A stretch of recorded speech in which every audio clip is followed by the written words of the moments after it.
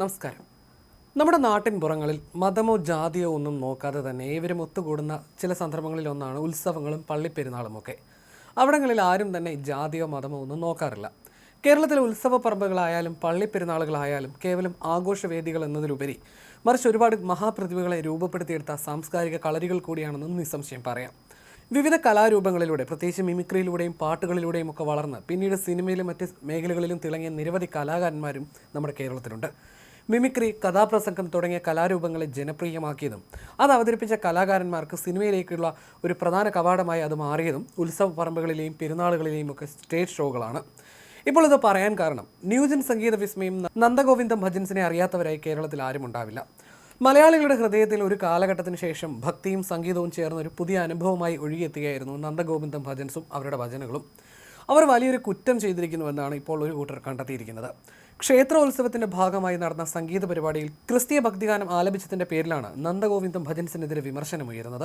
കോട്ടയം വേമിൻകുളങ്ങര ശ്രീ മഹാവിഷ്ണു ക്ഷേത്രോത്സവത്തോടനുബന്ധിച്ച് നടന്ന പരിപാടിയിലാണ് സംഘം ക്രിസ്തീയ ഗാനം ആലപിച്ചത്. ഇതിനെതിരെ ഹൃദയവിദ്യ ഫൗണ്ടേഷൻ ചെയർമാൻ വിദ്യാസാഗർ ഗുരുമൂർത്തി രംഗത്തെത്തിയതോടെ വിഷയം വലിയ രീതിയിൽ ചർച്ചയായി. ഭജനയിൽ ക്രിസ്തീയ ഗാനം കൂടെ ഉൾപ്പെടുത്തിയ നന്ദഗോവിന്ദം ഭജൻസിന് അഭിനന്ദന പ്രവാഹമാണ് ആദ്യഘട്ടത്തിൽ ലഭിച്ചത്. മതസൗഹാർദ്ദത്തിന്റെ ഉദാത്ത മാതൃകയാണ് സംഘം മുന്നോട്ട് വച്ചിരിക്കുന്നതെന്ന് ആസ്വാദകർ പ്രതികരിക്കുകയും ചെയ്തു. വീഡിയോ സാമൂഹ്യ മാധ്യമങ്ങളിലും വൈറലായി. പിന്നാലെയാണ് ഇതിലെ കുറ്റം കണ്ടുപിടിച്ച ചിലർ രംഗത്തെത്തിയത്. ഹിന്ദു ഐക്യവേദി നേതാവ് KP ശശികലയായിരുന്നു അതിലൊരാൾ. ചിക്കൻ മസാല നല്ലതാണ്, പക്ഷേ പായസത്തിലിടരുതെന്നായിരുന്നു ശശികലയുടെ വിമർശനം. ഇതുവരെ അവരെ ആരും അഭിനന്ദിച്ചിരുന്നില്ലേ? 10,000 മണിക്കൂറുകൾ അവരെ കാത്തിരുന്നത് നിന്ദിക്കാനായിരുന്നു. ചെറിയ പ്രവാഹം അരുവിയാണ്, തോടാണ്, പുഴയാണ്. അവയൊക്കെ ഭൂമിയുടെയും ജീവജാലങ്ങളുടെയും ദാഹം മാറ്റാനും മനസ്സും ശരീരവും കുളിപ്പിക്കാനും ഒക്കെ നല്ലതാണ്. പക്ഷേ പ്രവാഹത്തിന് ശക്തി കൂടിയാൽ അത് പലതിനെയും ഒഴുകിക്കളയും. ചൂരൽമലയിലൊക്കെ പ്രവാഹം ശക്തി കൂടിയതിൻ്റെ അനുഭവം എന്താണെന്ന് നമുക്കറിയാമല്ലോ. ഇരിക്കുന്ന കൊമ്പ് എത്ര ബലമുള്ളതാണെങ്കിലും സ്വയം മുറിച്ചാൽ അത് മുറിയാതിരിക്കില്ല. എനിഹൗ, ആശംസകൾ. ചിക്കൻ മസാല നല്ലതാണ്, പക്ഷേ പായസത്തിലിടരുത്, ഒരു വീട്ടമ്മയുടെ ഉപദേശമാണെന്നും ശശികല കുറിച്ചു. ശശികലയ്ക്ക് പുറമെ ഹൃദയവിദ്യ ഫൗണ്ടേഷൻ ചെയർമാൻ വിദ്യാസാഗർ ഗുരുമൂർത്തിയും നന്ദഗോവിന്ദ ഭജൻസ് ടീമിനെതിരെ കടുത്ത വിമർശനമുയർത്തി. സംഘത്തെ നന്ദകുന്തിരക്കം ഭജൻസ് എന്ന് പരിഹസിച്ച അദ്ദേഹം ഹിന്ദുക്കളുടെ ചെലവിൽ പ്രശസ്തി നേടിയ ശേഷം ക്ഷേത്രവേദികളിൽ ഹാലലൂയ പാടുന്നത് അംഗീകരിക്കാനാവില്ലെന്നായിരുന്നു വിമർശിച്ചത്. ഇത് ഏറ്റുപിടിച്ചുകൊണ്ട് വിമർശനം ശക്തമാക്കിയായിരുന്നു മറ്റു ചിലർ. കഴിഞ്ഞ ദിവസത്തെ മന്ത്രി വിവാദവുമായി വരെ ഇതിനെ ബന്ധപ്പെടുത്തിയവരും ഇക്കൂട്ടത്തിലുണ്ട്.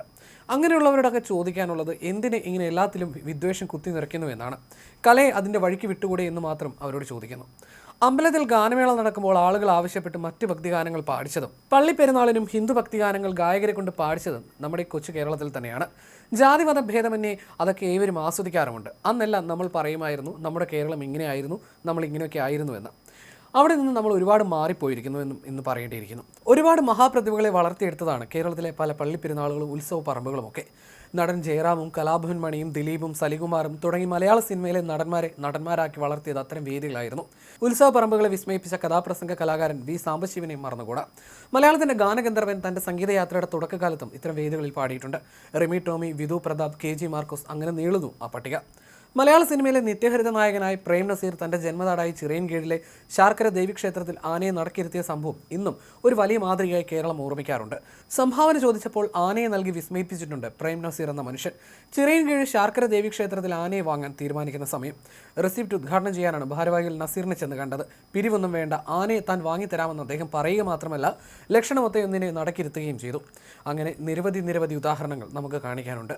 ഭക്തി എന്നത് ഒരു അനുഭവം കൂടിയാണ്. ഒരു ക്രിസ്തീയ ഗാനം ക്ഷേത്രത്തിൽ ആലപിക്കുന്നത് കൊണ്ടോ ഒരു ഭജൻ സംഘം മതേതരമായ രീതിയിൽ പ്രവർത്തിക്കുന്നത് കൊണ്ടോ ദൈവത്തിന് കുറവൊന്നും സംഭവിക്കുന്നില്ല. യഥാർത്ഥ ഈശ്വരവിശ്വാസം മറ്റുള്ളവരുടെ വിശ്വാസങ്ങളെയും ആലാപനങ്ങളെയും ആദരിക്കാനാണ് എന്നും പഠിപ്പിച്ചിട്ടുള്ളത്. നമ്മുടെ പാരമ്പര്യവും അങ്ങനെ തന്നെയാണ്. സൈബർ ഇടങ്ങളിൽ അധിക്ഷേപം തുടരുന്നതിനിടെ സംഘത്തിലെ കലാകാരനായ നവീൻ മോഹൻ നൽകിയ മറുപടിയും ഏറെ ശ്രദ്ധേയമായിരുന്നു. ഞങ്ങൾ ഒരു പരിധിയും ലംഘിച്ചിട്ടില്ല, അങ്ങനെ ഒരു പരിധി ഞങ്ങൾ കണ്ടിരുന്നില്ല. പേരുകൾക്കപ്പുറം ഭക്തി ഒഴുകുന്ന ഞങ്ങളുടെ മണ്ണാണിതെന്നായിരുന്നു അദ്ദേഹത്തിൻ്റെ കുറിപ്പ്. ഭക്തിക്ക് നാമരൂപങ്ങൾക്കപ്പുറം വലിയൊരു അർത്ഥമുണ്ടെന്ന് ചൂണ്ടിക്കാട്ടുന്നതായിരുന്നു അദ്ദേഹത്തിൻ്റെ പ്രതികരണം. ഗാനം ആലപിക്കുന്നതിന് മുൻപ് തന്നെ ആ പ്രദേശത്തെ ക്ഷേത്രവും പള്ളിയും തമ്മിലുള്ള ബന്ധത്തെക്കുറിച്ച് നന്ദഗോവിന്ദ ഭജൻ സംഘം വിശദീകരിക്കുന്നുണ്ട്. ക്ഷേത്രത്തിലെ ദേശവിളക്ക് സമയത്ത് പള്ളിയിലും വിളക്ക് തെളിയിക്കാറുണ്ട്. പരിപാടിക്ക് എത്തിയവർക്ക് പാർക്കിംഗ് സൗകര്യം ഒരുക്കിയത് പള്ളിയോട് ചേർന്നാണെന്ന വസ്തുതയും ഇവർ ചൂണ്ടിക്കാണിക്കുന്നു. ഈ സാഹോദര്യത്തിൻ്റെ പശ്ചാത്തലത്തിലാണ് ഗാനം ആലപിച്ചതെന്നും സംഘത്തെ പിന്തുണയ്ക്കുന്നവർ പറയുന്നു.